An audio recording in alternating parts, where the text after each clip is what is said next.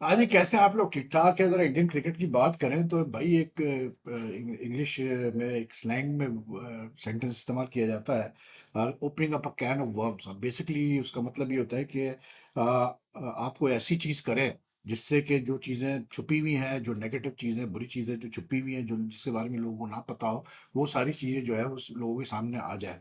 तो मुझे ऐसे फील आता है कि यार ये जो बीसीसीआई की मीटिंग हुई है with Gautam Gambhir and what do you call it, Rohit Sharma and Ajit Agarkar, in which Jay Shah was also present and other pieces of officials were also present. इस meeting का नतीजा तो अभी तक कोई ऐसी चीज़ मुझे नज़र नहीं आ रही कि आप कहें कि हाँ यार इस मीटिंग में ये चीज़ डिसाइड हुई और बड़ा अच्छा इसका फायदा होगा इंडियन क्रिकेट का। उल्टा ही लग रहा है मुझे हिसाब के this meeting has only open can of worms. वो चीज़ें आ रही हैं इंडियन ड्रेसिंग रूम की बाहर कि मैं इंडियन मीडिया में जब पढ़ रहा हूँ तो मुझे हैरत हो रही है कि यार एक टीम जिसने मतलब इतना डोमिनेट किया है, मतलब in all formats, it has played in the finals of 3 ICC events in the last since 2023। मतलब वो इतनी जल्दी जो है इतनी उनकी मतलब ड्रेसिंग रूम के मामलात खराब हो गए और इतनी चीजें सामने आनी शुरू हो गई। It's a bit surprising to मी।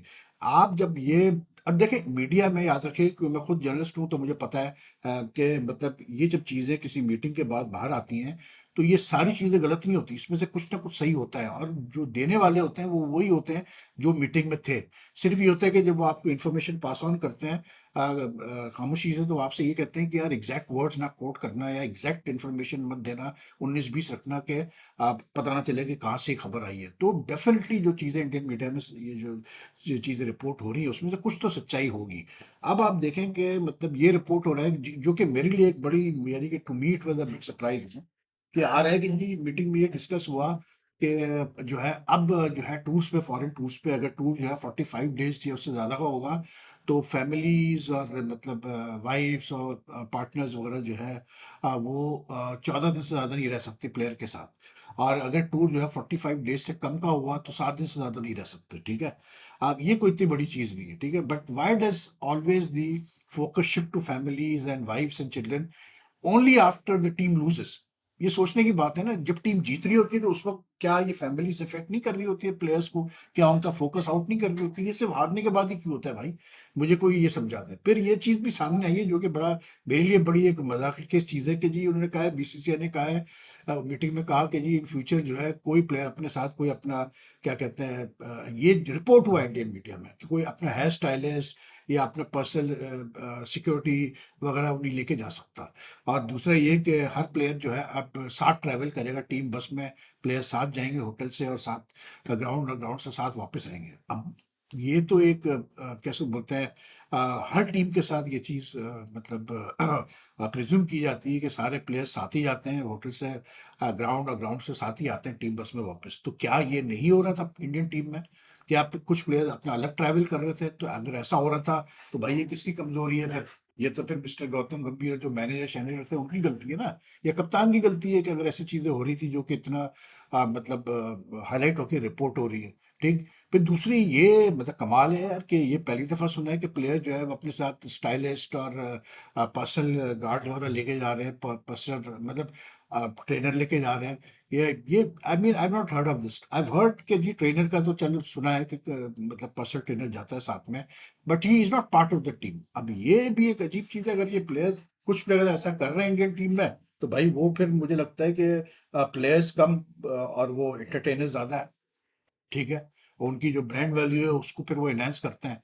तो you know these things like are not helping Indian cricket at all. फिर उसके बाद जिस तरह से ये सरफराज वाला किस्से को मतलब वहां पर आया कि जी गंभीर ने कंप्लेंट की मीटिंग में कि पता चला कि जी सरफराज खान जो है वो लीक कर रहे थे ड्रेसिंग रूम की खबरें वाइल इन ऑस्ट्रेलिया। अब अगर सच है झूठ है आई डोंट नो, लेकिन यार आप एक यंग प्लेयर को जो अपना टेस्ट करियर जिसने अभी शुरू किया है उसको अगर आप मतलब अगर आपने उसके बारे में डिस्कस भी किया है मीटिंग में, ठीक है, तो यार आप इस तरह से अगर उसका नाम बाहर आ जाएगा तो I mean you are not helping his career at all, you are not helping a good talent, young good young talent. मतलब ये चीज सामने आनी नहीं चाहिए थी।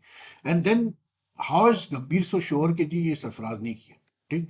दूसरी चीज ये कि अब जो जो इम्पोर्टेंट चीज है ना वो ये है कि अब ये कहा गया कि जी वो जो प्लेयर्स को बीसीसीआई ने ये भी डिस्कस किया कि जो प्लेयर परफॉर्मेंस बेस्ड जो है उनको पैसे और इंसेंटिव दिए जाएंगे। भाई ये पहले भी डिस्कस हो चुका है, दूसरे मुल्कों में भी डिस्कस हो चुका है। जब भी टीम हारी है कोई सीरीज, तो उसके बाद कोई बड़ी सीरीज हारी है तो ये चीज़ें डिस्कस होती है।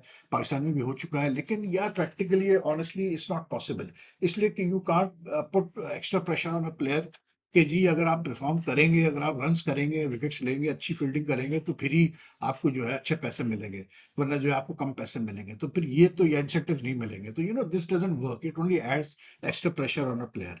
तो these things, like, I don't know why these things are coming out just because you have lost two series, just because you expected to win in Australia, you didn't win in Australia, just because you were clean swept by New Zealand at home।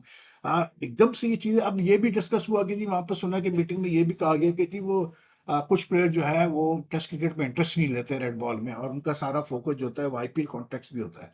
तो भाई फिर मुझे ये बता दो कि ये जो इंडिया की टीम मतलब जो तकरीबन कोई 2012 से लेकर अनबीटन थी एट होम, और इतनी सारी सीरीज जीती, कुछ 14 या 15 लगातार सीरीज जीती, 18 सीरीज जीती, तो ये कैसे जीती भाई? फिर आईपीएल तो 2007 से शुरू हो गया था। तो आईपीएल तो मतलब 2007 से चल रहा है इंडिया में, और 2007 से अच्छे पैसे मिल रहे हैं प्लेयर्स को। ठीक है, अब पैसे और बढ़ गए, नो डाउट अबाउट इट, लेकिन it doesn't, this is not and this makes no sense to me कि आप ये है कि जी वो कॉन्टेस्ट, ये चीज पाकिस्तान टीम में भी हुई थी, याद रखेगा। जब ऑस्ट्रेलिया में हम हारे थे तो वहां से भी ये बात आई थी कि मोहम्मद हफीज ने कहा कि जी इनका तो सारा फोकस जो है वो जो है कॉन्टेक्स्ट पे होता है। तो भाई मुझे ये बता दें कि अगर एक इंडियन टीम खेल रही है और बीसीसीआई उस सीरीज के दौरान ही प्लेयर्स ऑक्शन वगैरह रख रहा है आईपीएल का, तो उसमें प्लेयर्स का कसूर है या बीसीसीआई का कसूर है? तो ये सारी चीजें देखने वाली हैं।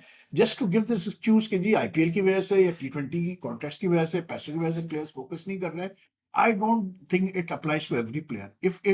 That was the case, if all the Indian young players were like this, तो मैं नहीं समझता है फिर इंडिया का इतना अच्छा रिकॉर्ड होता कि वो मतलब 3-3 फाइनल खेल रहे होते, आईसीसी के मतलब टी20 वर्ल्ड कप जीत रहे होते, या होम पे इतना अच्छा कर रहे होते। तो ऐसा लग रहा है मुझे कि बस एक्सक्यूजेस तलाश की जा रही है कि जस्टिफाई किया जाए कि क्यों जो है ये इंडियन टीम ने परफॉर्म नहीं किया। आप मतलब सिर्फ ये इतना देखें, जहन में रखें कि यार ये सारी चीजें क्यों हो रही है, मतलब who has come to the dressing room के उसके बाद से ये चीज हो रही है। अब ये भी बातचीत शुरू हो गई है कि जी वो गंभीर ने जो हैंड पिक्ड उसके लोग थे सपोर्ट टीम में, चाहे वो रायन डिस्कॉटे है या चाहे अभिषेक नायर है, वगैरह वगैरह करके, मॉनी मॉकल वगैरह, उसका मॉनी मॉकल से भी पड्डा हुआ ऑस्ट्रेलिया में। तो अब ये भी हो रहा है कि जी इनको सपोर्ट टीम को या तो जो है नए लोग डाले जाए या इनको रिप्लेस किया जाए। एक सितांशु कोटक करके है, पुराने डोमेस्टिक प्लेयर और कोच, उनको बैटिंग कोच के तौर पे लाने की बातें हो रही हैं। तो अगर आप सपोर्ट टीम जो कि आपके हेड कोच ने सेलेक्ट की है, if you feel that support team has not मतलब डिलीवर्ड, तो फिर भाई फिर हेड कोच ने भी डिलीवर नहीं किया ना यार। उसके मतलब ये कि उसकी इनिशियल चॉइसेस ही गलत थी फिर सपोर्ट टीम की। तो BCCI has to be very clear, have clarity about how they want to move forward, क्योंकि ये इस तरह से तो आप मूव फॉरवर्ड नहीं कर सकते। मैं आपको तजुर्बे से बता रहा हूँ कि ये जो चीज़ें सारी लीक हो रही है ना, it's not good, it's not good, it has a bad negative effect going further down. Problems होती हैं लेकिन they have to be resolve within the dressing room, याद रखिएगा। दूसरा, ठीक है, जो खबरें सारी सही नहीं होती है, जैसा अभी बुमराह ने जो है वो बिल्कुल ही उसने मना कर दिया है, उसने बल्कि उसने जो मतलब वो किया है कि जो खबर चल रही थी 2-3 दिन से कि जी उसको जो है बेड रेस्ट का बोला गया है, और उसको कहा गया है कि जी आप नेशनल एकेडमी जाएँ बेंगलुरु में, और वहाँ पर आप रिहैब करें, और शायद वो चैंपियंस ट्रॉफी ना खेले। तो उसने तो कहा है कि जी मुझे कोई बेड रेस्ट वगैरह किसी ने नहीं कहा, और ना मुझे कोई मेजर इंजरी है, और and he laughed it of कि पता नहीं कैसी कैसी खबरें चलती हैं। तो ठीक है, आजकल के दौर में तो क्योंकि इतना फ्लो ऑफ इंफॉर्मेशन है, तो बहुत सारी चीज़ें तो जो है वो अनचेक्ड चलती है। लेकिन not everything is correct that is reported in the media, but even if some of those things are correct, then it's not a good sign for Indian cricket, to be very honest. लेकिन बहरहाल क्या कह सकते हैं यार, ये तो अब जो है वो मतलब क्या अपना ये बीसीसीआई के ऊपर है कि वो किस तरह से चीज़ को हैंडल करता है, ये सेपरेट ट्रैवलिंग वगैरह। ये मतलब मुझे नहीं समझ में आया कि भाई ये कैसे, अगर ऐसा होता है इंडियन टीम में, तो ये कैसे अलाउ होता है यार, मुझे कैसे अलाउड था ये कि प्लेयर सेपरेट ट्रैवल कर रहे थे, चाहे कितना ही बड़ा प्लेयर हो यार। बाकी यार नासिर हुसैन जो इंग्लैंड के फॉर्मर कैप्टन है, उनका एथलेटिन का मैं देख रहा था, बड़ा इंटरेस्टिंग वो डिस्कशन था on the next fabulous four batsman. और उसमें according to Nasser Hussain he feels के जी Yashasvi Jaiswal, Saim Ayub, Harry Brook, और चौथा उन्होंने ट्रेविस हेड का नाम लिया। तो उन्होंने कहा कि जी ये नेक्स्ट फ्यूचर के फैब फोर के मुझे प्लेयर्स लग रहे हैं जो कि आगे चल के बहुत अच्छा करेंगे।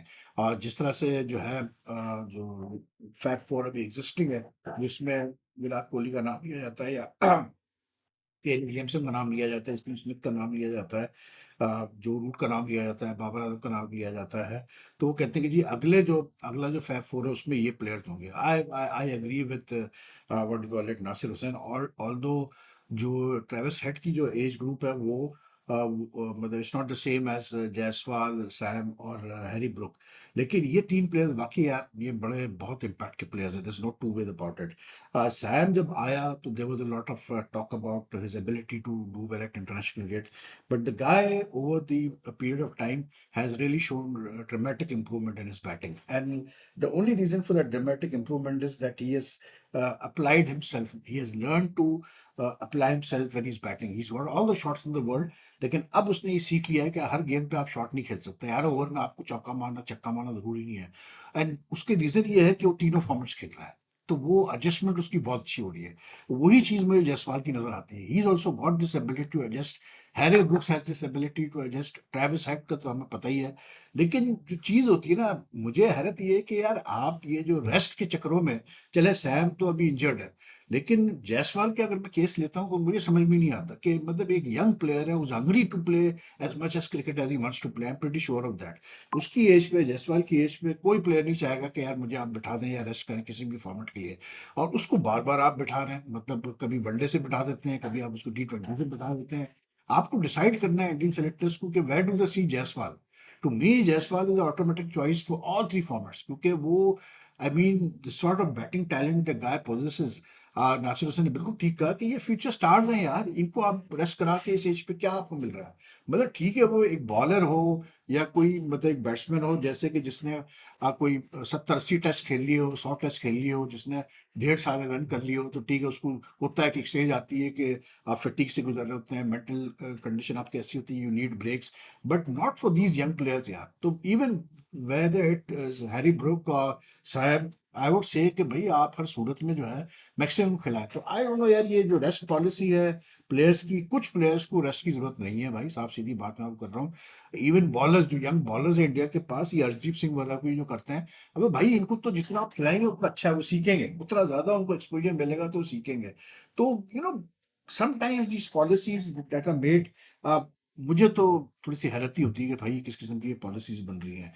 बाकी यार आपका जो है क्या बोलते हैं अपना ये इंग्लैंड और जो इंडिया की जब सीरीज होने वाली है, you know like this series I look at it this way कि ये सीरीज में अब ये सिंपल सा एक है इंडियन टीम के सामने और गंभीर के सामने कि जीतना जरूरी है भाई।